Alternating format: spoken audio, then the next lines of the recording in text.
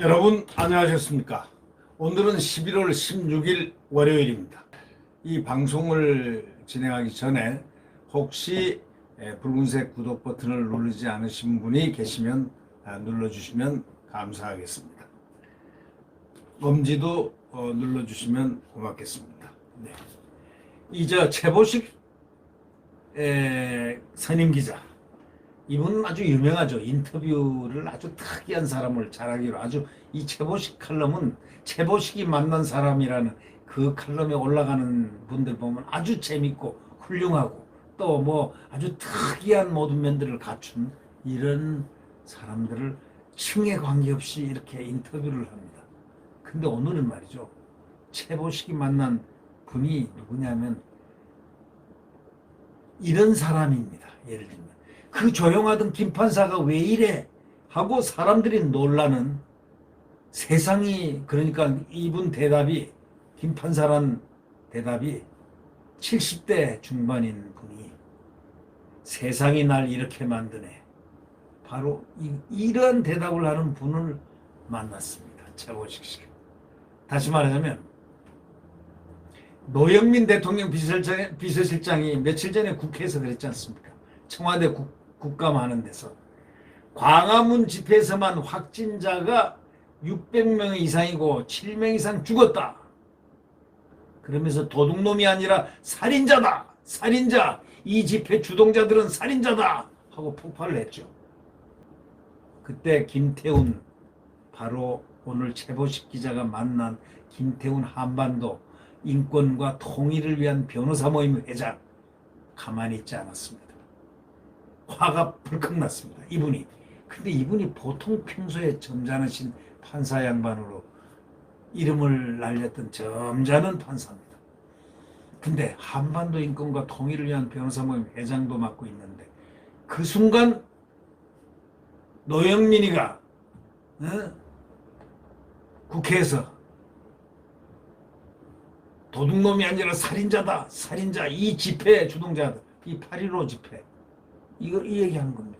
이 집회 주동자들은 살인자들이라는 겁니다. 이 말을 폭발했을 때 김태훈 변호사도 혼자서 폭발을 했습니다. 가만히 있지 않았습니다. 서울 광화문에서 만난 이 노 변호사, 초로의 변호사라고 이렇게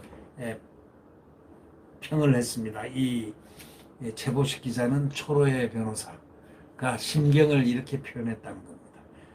이 다음 심경을 그가 표현한 겁니다. 대통령을 보좌하는 비서실장이 국감에서 극단적 표현을 쓴 걸 보고 피가 거꾸로 치러졌다고 이렇게 표현합니다. 피가 거꾸로 솟다. 살인자로 지목된 당사자의 의사를 물어봐야겠다 싶었다. 살인자로, 주동자들이 다 살인자라고 비서실장이 국감에서 지칭을 했으니까 좋다. 서울구치소에 수감되어 있는 광복절 집회 주최자인 보수단체 일파만파의 김수열 대표를 그래서 면회를 한 겁니다. 아, 지독하죠. 이 한변 회장 변호사 출신 한변 회장이 말이죠. 그런 뒤에 노영민을, 면회를 딱 하고 난 다음에 노영민을 허위사실 적시 및 명예훼손죄로 바로 고소해버렸습니다. 누구를? 노영민 비서실장을 고소했습니다. 그래서 이제 이 최보식 선임 기자가 질문을 했습니다. 법률 대리인을 만났으니 수임료를 받습니까? 하고 물어보니까 아이고 그런 거 없습니다. 미필적 고의에 의한 살인이라는 거죠. 정부는 광복절 집회를 코로나 재유행의 주범처럼 만들어 놓고 사람이 많이 모이는 것은 방역 대책을 위태롭게 하지만 그때는 이미 정부 정책에 따라 교회 소모임 금지 해제, 외식 공연도 시키고 쿠폰 발행도 하고 피서지 인파 등으로 전국에 코로나 씨앗이 다 뿌려진 뒤였는데,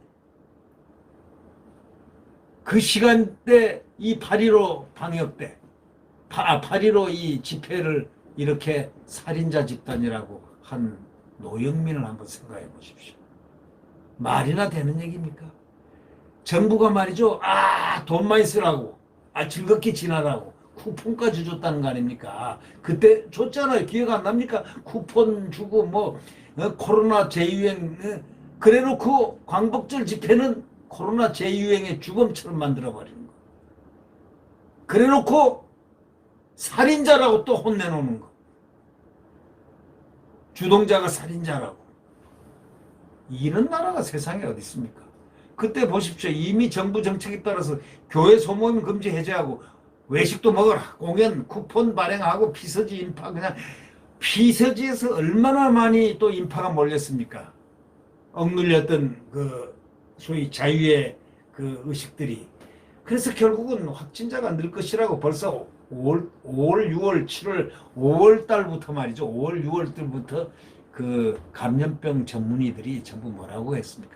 이게 휴가철이 딱 되면은 7월, 8월 이거는 겁난다 이거죠. 이게 겁나는 겁이 엄청나는 무서운 폭발력 이 증가세가 코로나가 생길 거다 예감을 한두 명이 한 게 아닙니다. 그런데 이걸 마치 주범이 8.15 집회 모임, 광화문 집회 모임 그 애국 국민들을 향한 겁니다. 그리고 얼마나 강경하게 비판하고 그랬습니까? 그래가지고 결국 이 몇 달이 지난 국감을 하는데 비서실장이라는 사람이 그 집회 주동자들은 살인자들이라고 그 하지 해서는 안 될 말을 한 겁니다. 그래서 이 한변 변호사 회장 이분이 가만히 있지 않고 그 교도소에 지금 갇혀서 복역하고 있는 그때 주동자들 찾아가지고 면회를 다 했습니다. 그리고 들어보고 분노했습니다. 이게 아니다. 해서 이 노영민 비서실장을 허위사실 등등 이런 걸로 해가지고 고발을 했다는 이겁니다. 이 김태훈 한변 회장은 부당한 사안에 대해 그냥 있을 수가 없고 하는 데까지 해본 것이다. 이렇게 얘기를 했습니다. 이 주최자가 사람을 죽이기 위해서 집회를 열었나? 집회 참석 뒤에 죽었다고 해서 그게 미필적 고의한 살인인가? 집회와 감염 사망의 인과관계가 입증되지도 않았는데 독감 백신 접종이 있은 뒤로 100명 이상이 죽었는데 방역당국이 살인을 그럼 한 것인가? 자, 독감 백신 접종이 있은 뒤로 100명 이상 죽었으면 방역당국이 독감을 맞으라, 주사를 맞으라 했으니까 방역당국이 그럼 살인을 한 건가? 하고 반문을 하고 있습니다. 국민 여러분 어떻게 생각하십니까? 이 노영민 실장의 발언 다음날 중앙방역대책본부까지 나서가지고 광화문 집회 관련 사망자가 더 있다, 12명이다 이렇게 말을 한 것을 딱 집어가지고 이 최보식 기자가 질문을 합니다. 그러니까 방역당국이 비서실장에게 아부를 해가지고 통계 수치까지 조작할 수 있음을 보여줬다 이렇게 얘기했습니다. 방역당국이 아부까지 해야 됩니까 이거? 방역당국이 비서실장에게 아부를 해서 통계 수치까지 조작할 수 있음을 보여줬다고 이 한변 회장은 역설하고 있습니다. 참 이 방역당국, 그래서 지금 정치 방역당국이라는 얘기가 나오는군요. 방역은 방역을 철저히 하면 되는 거지 거기다가 정치까지 이제 하고 싶어요? 이런 얘기를 나온다는 건 기가 막힌 얘기 아닙니까? 방역당국이 비서실장에게 아부를 해서 통계 수치까지 조작할 수 있음을 보여줬다. 이렇게 이 한변 회장이 답변을 했습니다. 그러니까 뭐라고 질문했냐면 노영민 실장이 발언 다음 날 중앙방역대책본부까지 나서서 광화문 집회 관련 사망자가 더 있다. 12명이라고 했는데 어떻게 생각하느냐 하고 딱 질문하니까 방역당국이 비서실장에게 아부를 해서 통계 수치까지 조작할 수 있음을 보여줬다. 이렇게 답변을 하는 한변 회장의 말에서 분노가 스며 있음을 느낍니다. 노 실장이 국회에 출석해가지고 국민에게 살인자라고 말한 적 없다. 이는 가짜 뉴스라고 주장했다. 집회 주최자를 살인자라고 지칭했다는 것인데, 그러니까 딱 이 한변 회장이 소리가 높아지면서 그의 눈에는 정권에 반대하면 국민으로 안 보이는 모양이다. 대통령과 비서실장이 민노총 집회에 대해서는 반사회적 범죄냐 살인자라고 말하는지 지켜보겠다 했는데 아무 얘기 안 했지 않습니까? 자, 반사회적 범죄나 또는 살인자라고 민노총을 향해서 한 사람들이 있습니까? 이 집권층에서. 반사회적 범죄요? 광화문에 모여서 집회하는 것이 거기 있는 사람들이 반사회적 범죄요? 살인자요? 이걸 지켜보겠다고 했었습니다. 네. 그런데 그런 말이 안 나왔죠. 그러면서 이제 기자가 또 질문을 했습니다. 최보식 기자가. 노 실장은 국회 산자위원장 시절에 사무실에 카드 단말기 설치해놓고 자기 시집을 판 사람입니다. 일부 공기업 대량 구매해줬습니다. 의원 사무실이 영업장이 된 셈입니다. 그런 파렴치 낙인이 찍혀 다음 총선에 나갈 수 없었습니다. 문재인 대통령은 이런 류의 사람을 중용해왔는데 어떻게 생각하십니까? 그러니까 답변이 우리가 가만히 있으면 이런 인사들은 자신이 정말 옳은 줄 압니다. 그러니 힘은 미약하지만 이렇게라도 나서서 고발한 겁니다. 이 얘기입니다. 자, 이런 점잖으신 분, 이런 분이 이런 글을, 이런 이야기를, 이런 인터뷰를 하는 이 모습에서 우리는 참 이 시대가 정말 암흑의 시대고 광풍의 시대라는 것을 또다시 느끼지 않을 수가 없습니다.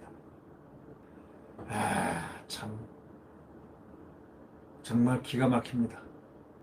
작년에 조국 사태 났을 때 대다수 국민이 분노하고 교수들도 몇천 명이 서명하고 그렇지만 법조인들이 잠잠했다 이겁니다. 지금 검찰 제도 자체가 위기를 맞고 있지만 전직 법무장관 검찰총장이나 고위직 검사들 출신들이 지금 침묵하고 있는 것. 함께 하자고 제안하면 뒤에서 돕겠다. 마음은 같이 한다. 이런 식인데 솔직히 나는 이런 말을 더 이상 듣고 싶지 않다. 이렇게 말하는 이 70대 중반의 이 한변 회장. 이 말에서 우리는 무엇을 느낍니까? 오늘 이 최보식이 만난 사람. 이것을 한번 끝까지 한번 읽어보시면 그 안에 분노가 어려있는 그리고 정말 대한민국의 현실이 녹아있는 그 인터뷰가 있습니다. 네. 구독 버튼과 엄지를 눌러주시면 감사하겠습니다. 네. 내일 태양은 다시 떠오릅니다. 지금 비록 광풍이 불고 칠흑 같은 암흑의 시간이 또 날씨가 기후가 엄동설한의 새벽 5시에 일지라도 내일 태양은 조금 있으면 태양은 동력에서 떠오릅니다. 그 태양은 바로 대한민국 헌법이고 바로 대한민국 자신이고 바로 대한민국의 태극기이자 애국가입니다. 반드시 떠오릅니다. 좌절이 우리 앞에는 없습니다. 대한민국은 민주공화국입니다. 주권은 국민에게 있습니다. 네. 안녕히 계십시오.